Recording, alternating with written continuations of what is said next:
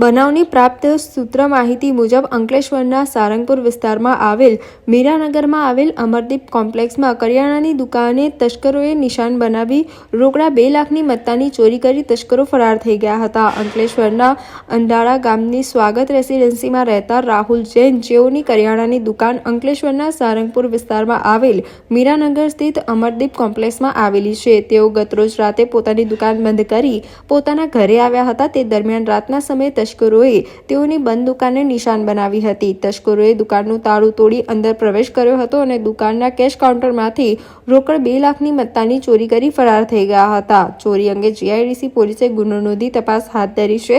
અત્રે ઉલ્લેખનીય છે કે આજે સતત બીજા દિવસે ચોરીની ઘટના અંકલેશ્વરમાંથી સામે આવી છે, ત્યારે તસ્કરોએ જાણે પોલીસને ખુલ્લો પડકાર ફેંક્યો હોય તેમ લાગી રહ્યું છે. મારું નામ રાહુલ જૈન છે. મેં અમદાવાદ રહું છું, સ્વાગત રેસિડેન્સીમાં. રાતે મીરાનગર મારી શોપ છે, તો રાતે 9 વાગે અમે દુકાન બંધ કરીને ઘરે ગયેલો અને સવારે 8:30 વાગે આવ્યો દુકાને, તો દુકાનનો શટર તૂટેલો હતો અને લોક વોક બધા તૂટેલા હતા. અને દુકાનની અંદર મેં ગયો ત્યારે કાઉન્ટર જોયો તો કાઉન્ટરમાંથી 2 લાખથી ઉપર કેશ હતા, તે ચોરી થઈ ગયા. અને પછી મેં આપણે જીઆઈડીસી પોલીસમાં જાણ કરાવી અને ત્યાં જઈને આવ્યો મેં. તે પોલીસ અહીં આવેલી છે દુકાને અને જાંચ પડતાલ કરે છે.